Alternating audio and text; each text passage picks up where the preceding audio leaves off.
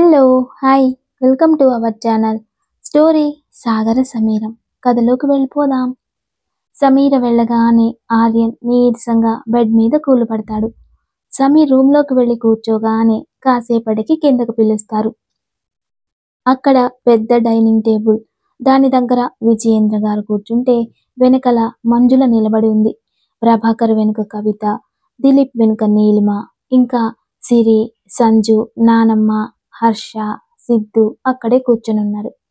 సమీ ఆర్యన్ వెనుక నిలబడింది. ఎవరి భర్తలకు వాళ్ళు వడ్డిస్తున్నారు. మధ్యలో ఎవరి పిల్లలకు వాళ్ళు వడ్డిస్తూ ఉన్నారు. వైజయంతి గారు తనకి విశాలాక్షికి వడ్డిస్తున్నారు. సమీ ఆర్యన్కి పెడుతుంది. అందరూ తిని వెళ్తుంటే సమీర ఆర్యన్ ఫోన్ టేబుల్ మీద ఉండడం చూసి సాగర్ సాగర్ అని పిలుస్తుంది. ఆర్యన్ అప్పటికే అక్కడి నుండి వెళ్ళిపోవడంతో వినిపించదు. విశాలాక్షి గారు కోపంగా, భర్తని పేరు పెట్టి పిలుస్తావా, నీ కొంచెమైనా బుద్ధుందా అని అరుస్తుంది. సమీర బిక్క మొహం వేసుకుని నిలబడి ఉంటుంది. సమీ, ఇలా ఇవ్వు, నేనిస్తా అన్నయ్యకి అంటుంది సిరి. సిరి, తనకంటే తెలియదు, నీకేమైంది? అన్న భార్యని వదిన అనకుండా, మర్యాద లేకుండా పేరుతో పిలుస్తున్నావు అని కోపడుతుంది. క్షమించండి నాన్నమ్మ అంటుంది సిరి. వదిన, ఇలా ఇవ్వు అని ఫోన్ తీసుకొని వెళ్తుంది. వైజయంతి గారు, రా అక్క, కాసేపు విశ్రాంతి తీసుకుందు అని విశాలాక్షిని అక్కడి నుండి తీసుకువెళ్ళిపోతుంది. ఆవిడ వెళ్ళగానే ఊపిరి పీల్చుకుంటుంది సమీర. మంజుల సమీర దగ్గరికి వచ్చి, సమీరా, ఆవిడేమన్నా నువ్వు పట్టించుకోకు తల్లి, పెద్దావిడ, అన్నీ పాతకాలపు పద్ధతులు, కొంచెం కోపం, కానీ చాలా మంచి ఆవిడ. 4 రోజులు కళ్ళు మూసుకో, మన ఇంటికి వెళ్ళాక నీకు ఇష్టం వచ్చినట్టు ఉండొచ్చు అని చెప్తుంది. అలాగే అత్తయ్య అంటుంది సమీ. మంజుల మాటలకు కవిత మనస్సు కుదుట పడుతుంది. అందరూ కలిసి టిఫిన్ చేసేస్తారు. టిఫిన్ అయిపోయింది, కానీ లంచ్ నువ్వే రెడీ చెయ్యాలి. మా సమీకి వంట సరిగా రాదు వదినా అంటుంది కవిత. ఈ ఒక్కరోజు ఎలాగోలాగా చేసి రేపటి నుండి నేను మేనేజ్ చేస్తా. ఎందుకంటే మాలో ఎవరైనా కిచెన్ చుట్టుపక్కల కనిపించినా పెద్దత్తయ్య చంపేస్తారు అన్నారు మంజుల గారు. సమీర మొహం వేలాడేస్తుంది. పైనుండి విజయేంద్ర, మంజు, కొంచెం కాఫీ పంపు అంటారు. అలాగేనండి అంటుంది మంజుల. కాఫీ పెట్టి జయ అని పిలుస్తుంది. అత్తయ్య, జయ లేదు, ఇవ్వండి, నేను తీసుకెళ్ళిస్తాను అని తీసుకెళ్ళిస్తుంది. సమీ కాఫీ ఇచ్చి వెళ్తుంటే సడన్ గా ఆర్యన్ చెయ్యి పట్టుకొని రూమ్లోకి లాగి డోర్ లాక్ చేసి డోర్కి సమీని ఆనించి తన 2 చేతులతో కదలకుండా లాక్ చేసేస్తాడు. అసలే వంట ఎలా చెయ్యాలా అని ఫ్రస్ట్రేషన్లో ఉన్న సమీ ఆర్యన్ అలా చేయడంతో ఇరిటేట్ అయి, కొంచెమన్నా సెన్స్ ఉందా, ఒంటరి ఆడపిల్లని ఇలా గదిలోకి లాగేస్తారా అంటుంది కోపంగా. ఇక్కడ ఆడపిల్ల ఎవరే అంటాడు ఆర్యన్. కళ్ళు పోయాయా, నేను ఆడపిల్లలా కనిపించట్లేదా అంటుంది సీరియస్గా చూస్తూ. చూసింది చాలు ఆర్యన్ ఇక్కడ. అయినా ఏ యాంగిల్లో నిన్న ఆడపిల్ల అనుకోవాలే, ఆడపిల్ల అనిపించేలాగా ఏమైనా చేస్తున్నావా అన్నాడు ఆర్యన్. సాగర్ అంటుంది సమీ. కొత్తగా పెళ్ళయింది, ఒక ముద్దు లేదు, ముచ్చట లేదు, ఎప్పుడు చూడు అరుస్తూనే ఉంటావు, కొంచెం కూడా సిగ్గుపడడం రాదు. మొగుడు ఇంత దగ్గరగా ఉన్నాడు, కనీసం రొమాంటిక్ ఫీలింగ్స్ కూడా లేవు అంటాడు ఆర్యన్. అలాంటివేవి నా ఒంటికి పడవు అంటుంది సమీ. అందుకేనే అంటుంది, ఏమొచ్చినా నీకు కనీసం వంట కూడా రాదు, నన్ను కాల్చుకు తినడం మాత్రం బాగా వచ్చు అంటాడు ఆర్యన్ దీర్ఘం తీస్తూ. వంట గురించి గుర్తు రాగానే సమీ ఆర్యన్ని ఒక్క తోపు తోచి బెడ్ మీద ఒక కాలు మడత పెట్టి ఒక కాలు పైకి పెట్టుకుని దాని మీద తల అంచి ఏడుపు మొహం పెట్టి, ఇదంతా నీ వల్లే, నాకు ఇన్ని కష్టాలు నీ వల్లే అంటుంది సమీ. ఆర్యన్ సమీ ఎక్స్ప్రెషన్స్కి మూమెంట్స్కి అర్థం తెలియక అయోమయంగా చూసి సమీ దగ్గరకు వచ్చి కింద మోకాళ్ళ మీద నిలబడి సమీ చెంప మీద చెయ్యి పెట్టి, ఇప్పటికిప్పుడు ఏం కష్టం వచ్చింది బంగారం, నేను నీ పక్కనుండగా అది కూడా అని ప్రేమగా కళ్ళలోకి చూస్తూ అడుగుతాడు. సమీ ఆర్యన్ కళ్ళల్లోకి చూస్తూ తనని తాను మర్చిపోతుంది. జాను, జాను బంగారం అంటాడు ఆర్యన్. హా అంటుంది ఉలిక్కిపడి సమీ. చెప్పు ఏంటో అంటాడు ఆర్యన్. అది లంచ్ అంతా నన్నే వండమంటున్నారు, ఎవరు హెల్ప్ లేకుండా, నాకు ఇంతమందికి వండడం రాదు ఆర్యన్ అంటుంది సమీ. ఓకే, కూల్ బేబీ కూల్, నేను హెల్ప్ చేస్తాను కదా అంటాడు ఆర్యన్. మీ నాన్నమ్మ ఊరుకోరు కదా అంటుంది సమీ. నా పాటలేవో నేను పడతాలే, నిన్ను చేసుకున్నాక నాకు తప్పుతుందా అంటాడు ఆర్యన్. సాగర్ అని హక్ చేసుకుంటుంది ప్రేమగా. సాగర్ సమీర తనంతట తాను అలా చేసేసరికి కొంచెం షాక్ అయి వెంటనే తను కూడా గట్టిగా హక్ చేసుకుంటాడు. జాను, నువ్విలా చేస్తే ఎలారా అంటాడు ఆర్యన్. నేనేం చేశాను అంటుంది సమి. మామూలుగానే నీకు దూరంగా ఉండడం చాలా కష్టంగా ఉంటుంది. ఇప్పుడు నీ అంతట నువ్వు వచ్చి ఇలా హగ్గిస్తే నా పరిస్థితి ఏంటి చెప్పు. అసలే నిన్ను నన్ను చెరో రూమ్లో పెట్టారు. నేనేమైపోవాలి బంగారం అంటాడు. సరే అయితే వదులు, నేను వెళ్తాను అంటుంది సమి. ఎక్కడికి వెళ్ళేది అని ఇంకా గట్టిగా పట్టుకుంటాడు ఆర్యన్. సమీ, సమీరా అని పిలుస్తున్నారు.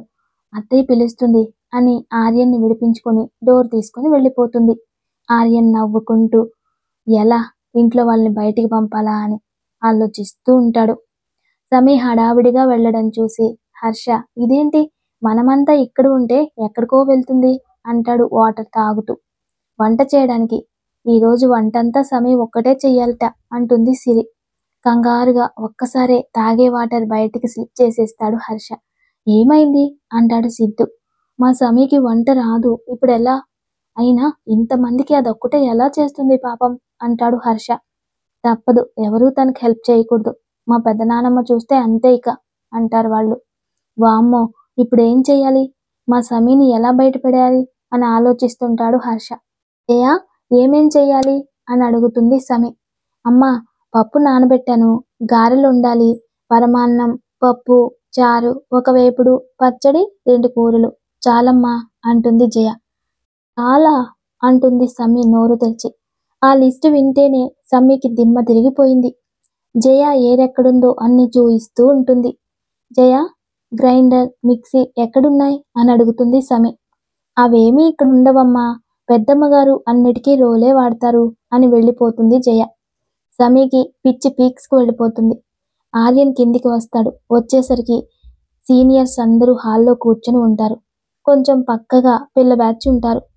ఆర్యన్ అందరితో, ఏంటి అంతా అలా ఖాళీగా ఉన్నారు, కాసేపు సరదాగా బయటికి వెళ్ళొచ్చు కదా అంటాడు. బాయ్, నువ్వు బానే ఉన్నావా అంటాడు సిద్ధు. సిద్ధు వైపు కోపంగా చూస్తాడు. సైలెంట్ అయిపోతాడు సిద్ధు. నాని, అందరినీ తీసుకుని మన తోటలు, పొలాలు, గుడి అన్నీ చూసి రండి సరదాగా అంటాడు ఆర్యన్. నేనెందుకు లేకన్నయ్యా, అందరినీ వెళ్ళి రమ్మను అంటుంది నాని. నాని, నీకు తోటకు వెళ్ళడం చాలా ఇష్టం కదా, ఈ మధ్య వెళ్ళలేదన్నావు, పద బయలుదేరి వెళ్దాం, అందరూ పదండి అని తొందర చేస్తాడు ఆర్యన్. అక్కడ ఉన్న ఆర్యన్ ఫ్యామిలీకి ఆర్యన్ ప్రవర్తన చూసి షాక్గా ఉంటుంది. ఆర్యనేనా అనే అనుమానం కూడా వస్తుంది. రండి అని కారు కీస్ తీసుకుని అందరినీ బయటికి తీసుకొస్తాడు. అందరూ కార్లు ఎక్కుతారు. ఒక కారులో విజయేంద్ర డ్రైవింగ్, అందులో విశాలాక్షి, వైజయంతి, మంజుల ఉంటారు. ఇంకో కారులో డ్రైవర్ ప్రభాకర్, కవిత, నీలిమ, దిలీప్ ఎక్కుతారు. 2 కార్లు బయలుదేరుతాయి. వెనకే పిల్ల బ్యాచ్ అంతా ఒక కారు ఎక్కుతారు. సిద్ధు డ్రైవింగ్. రా భాయ్ అంటాడు సిద్ధు. మీరు వెళ్ళండి అని లోపలికి వెళ్ళిపోతాడు. సిద్ధు కారు తీస్తాడు. కొంచెం ముందుకు వెళ్ళగానే హర్ష కారు ఆపమంటాడు. ఏమైంది హర్ష, నాకేంటో అనీజీగా ఉంది, మీరు వెళ్ళండి అంటాడు హర్ష. హర్ష, నిజం చెప్పు అంటాడు సిద్ధు. నిజం సిద్ధు. అబ్బా, అంత లేదులే గాని మ్యాటర్ ఏంటో చెప్పు అంటాడు సిద్ధు. సమీకి హెల్ప్ చేద్దామని అంటాడు హర్ష. సరే అయితే బాయ్ కూడా అక్కడే ఉన్నాడు, నువ్వు వెళ్ళి అక్కడేం జరుగుతుందో వీడియో కాల్లో లైవ్ ఇవ్వాలి, ఓకేనా అంటారు వాళ్ళు. ఓకే అని హర్ష దిగి నడుచుకుంటూ వెనక్కి వస్తాడు. ఆర్యన్ లోపలికి వచ్చేసరికి సమీ రోట్లో పప్పు వేసి రుబ్బడానికి నానా తంటాలు పడుతుంటుంది. అది చూసి ఆర్యన్ నవ్వుతాడు. ఎందుకు నవ్వుతున్నావు అంటుంది కోపంగా. నువ్వు పప్పు రుబ్బుతున్నావా కుస్తీ పడుతున్నావో అర్థం కాక అందుకు అన్నాడు ఆర్యన్. మరి ఎలా రుబ్బాలి అంటుంది సమీ. ఆర్యన్ రుబ్బి చూయిస్తాడు ఇలా అంటూ. సరే అయితే రుబ్బేయండి అంటుంది సమీ. ఆర్యన్ కామ్గా కూర్చొని రుబ్బుతూ ఉంటాడు. హర్ష వీడియో కాల్ చేస్తాడు. సిద్ధు వాళ్ళు కారులో కూర్చొని చూస్తూ ఉంటారు. ఉసే ఉసే, ఆర్యన్ పెద్ద కంపెనీకి సీఈఓనే, తన చేత పప్పు రుప్పిస్తావా? ప్రపంచానికి ఆయన ఏమైనా కావచ్చు, నాకు మాత్రం కేవలం నా హస్బెండ్ అంతే అంటుంది సమీ. ఏంటి ఏంటి ఆర్యన్, నువ్వు అది రుబ్బమనగానే రుబ్బేస్తావా? పెళ్ళాం చెప్తే వినాలి, ఇంకో ఆప్షన్ లేదు కదా అంటాడు ఆర్యన్. ఆర్యన్, నువ్వు కూడానా? మా మగజాతి ఆణిముత్యానివి అనుకున్నా. నార్మల్ భర్తలా అది చెప్పినట్టే వింటున్నావు. ఏం చెయ్యను, జానుకి రాదు. రుబ్బడం రాక ఏ చెయ్యో నలగొట్టుకుంటే నాకే కదా బాధ. అందుకే. అయినా ఇలాంటి పనులు చేస్తే నా బేబీ అలసిపోతుంది అంటాడు ఆర్యన్. సమీ నవ్వుకుంటూ వచ్చి ఆర్యన్ని అక్కడి నుండి లేవమంటుంది.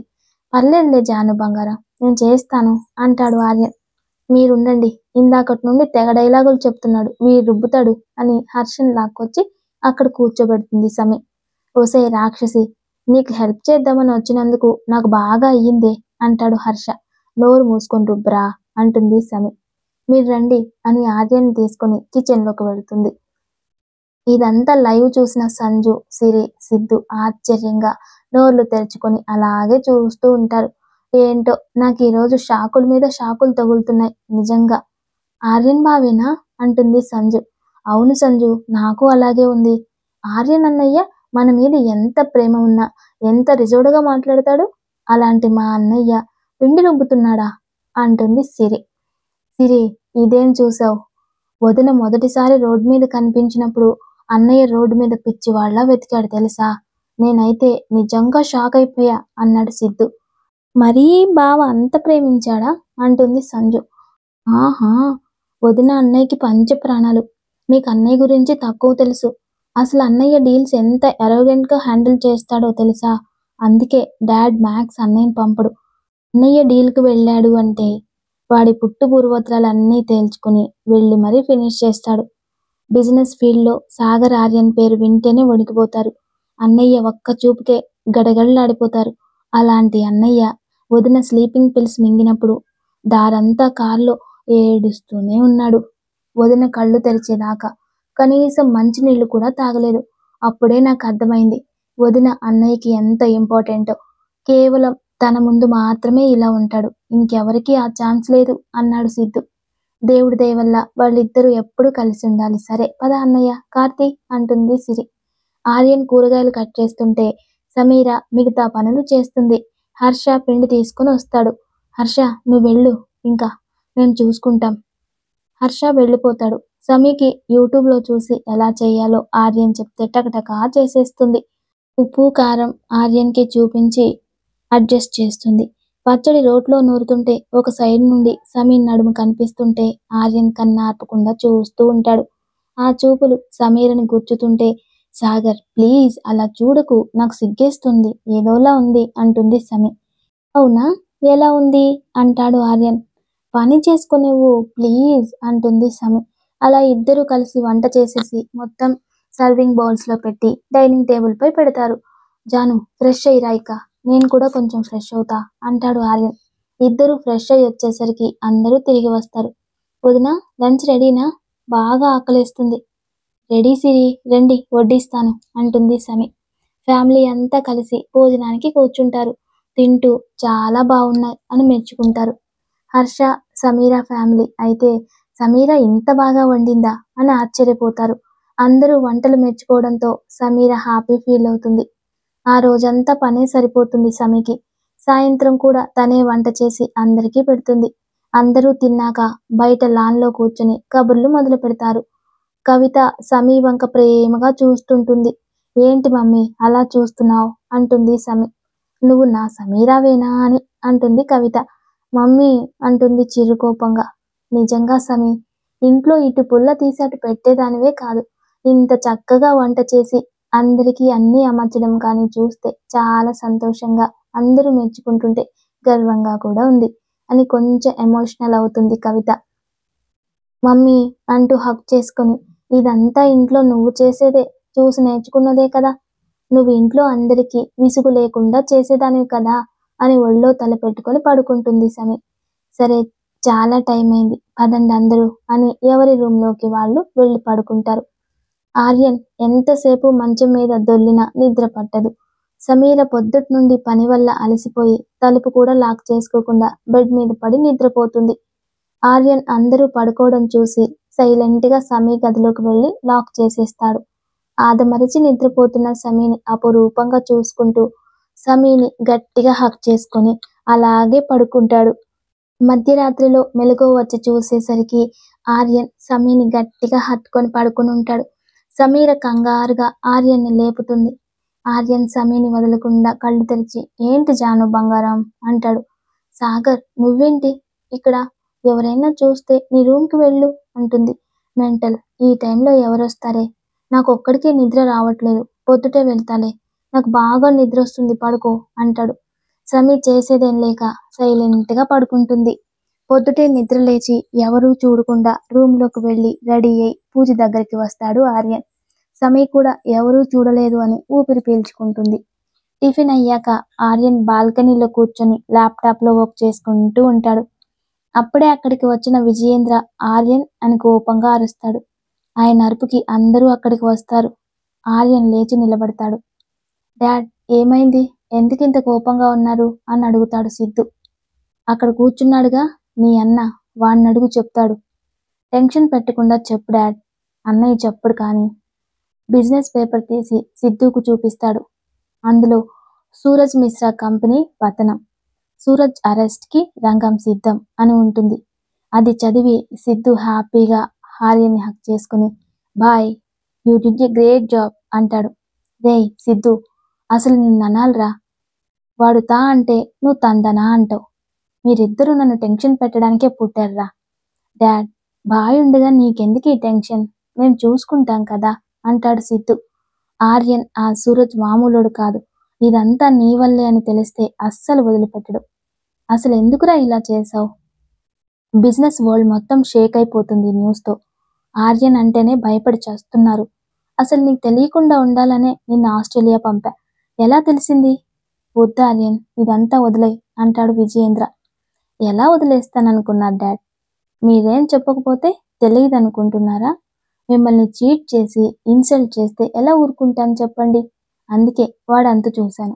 మీరు భయపడొద్దు, ఇది నా వల్లే అని వాడు ఎప్పటికీ తెలుసుకోలేడు అంటాడు ఆర్యన్.